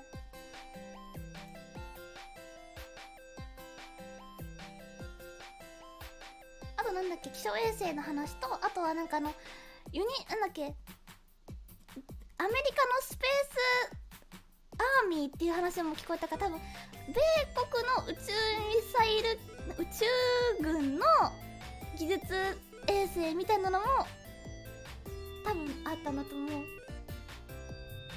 もう全然ちゃんと説明できなくて申し訳なかったね。この時何が出てますってすごい言えたらよかったんですけど、今度からはちょっとね、もう少し予習して最初の方に説明してから聞かないとあれだね。英語の訳が全然追いつかなくて難しかったね。今回は6個の衛星が乗っておりましたよっていうのはね、もう一度言っておきます。そしてフォトンが乗ってて、月に行くミッションのためにいろいろね、実証いろいろしてるということです。だから多分フォトンにもいろいろなんか写真とか載ってるんじゃないかな、カメラとか。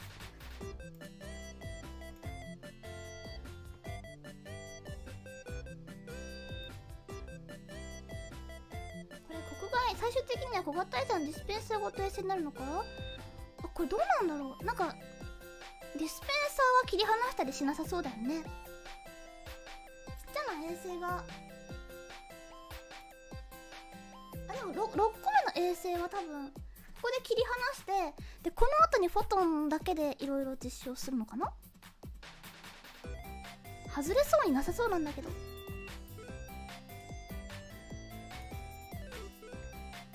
でこうぐるぐるぐるぐる回って6個目の衛星放出まで、キュウリエンジンを2回目と3回目の燃焼をして投入するということですという感じでした。いや本日はね長い時間でございましたが、英語のコメントを交えながらたくさんちょっといろんな楽しいものが見れてとても嬉しかった。朝からすごい元気になりました。今日も一日ガンバロケット。ガンバロケット通じるかな。ガンバロケット通じるかな。ガンバロケット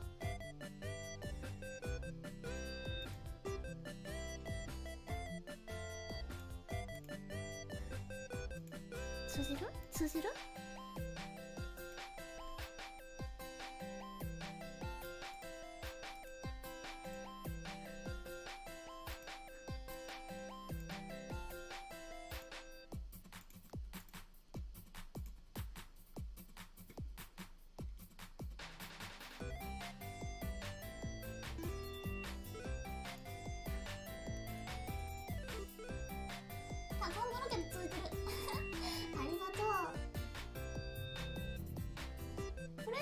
タイムライン的なファイナルペイロードデプロイメント、最後の衛星も切り離すのか。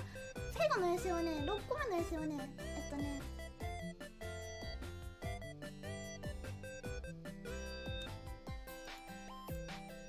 の辺まで行ったらここで切り離しますよって感じで、何回か回ったら切り離すよっていう風にちゃんと出てた。ここでほらファイナルペイロードデプロイメント、これね。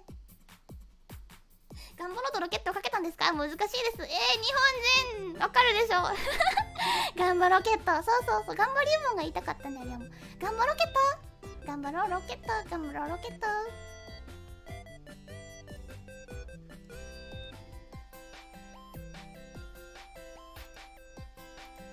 もうちょっと衛星の話をしっかり掘り下げて、次こそ頑張ってロケット打ち上げ実況ができるように頑張ります。英語なんて言うんでしょうね。 Thank you for coming my live stream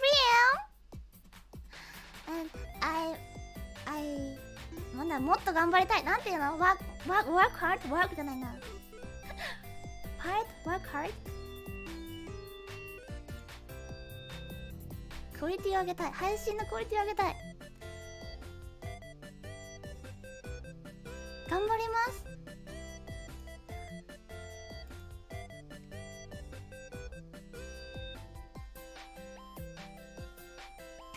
大丈夫そうだね。よし、じゃあ配信を終わりにして今日のこれからに備えていきましょう。 Thanks for stream。 ありがとう。めちゃくちゃ嬉しいよ。 English comment もう very very なんだろう、嬉しい。 Happy great to see you great to see you。 あー嬉しいよ本当に。 My name is Clear My name is Clear Nice to meet you. Nice to meet you. My name is Clear. Please call me Ria. I am virtual YouTuber. Rocket stream virtual YouTuber. But I also play games and singing and playing ocarina and playing guitar. So, and watch my archive. グラッド使うかな？使わないの？使わないのか。じゃあなんだろう、Nice to meet。 あ、一緒だ。グラッドじゃないか。ありがとう。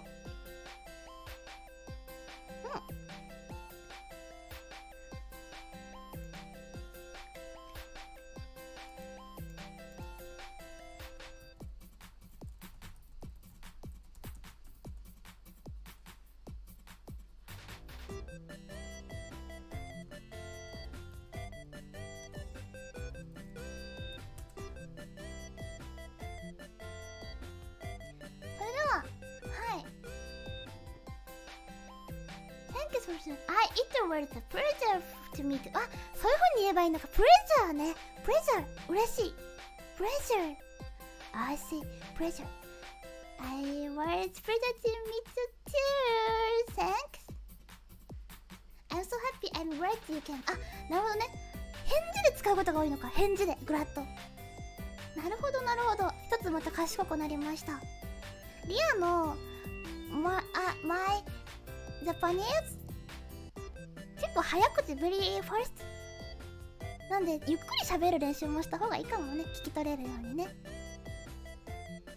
よし、じゃあ終わりにします。 Thanks a lot. Thank you for coming my live stream. My name is Clear. See you next live stream. Bye. Bye byeかな。バイバイバイバイ。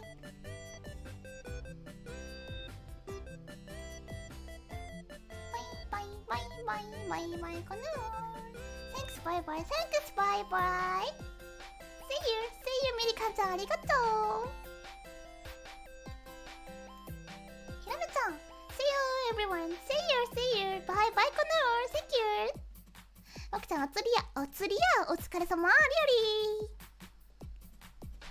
ーバイバイコナー。 Thank you バイバイコナー。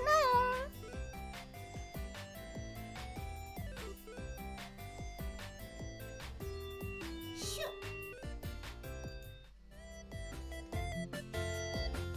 Electron rockets, they go up so fast. Very beautiful.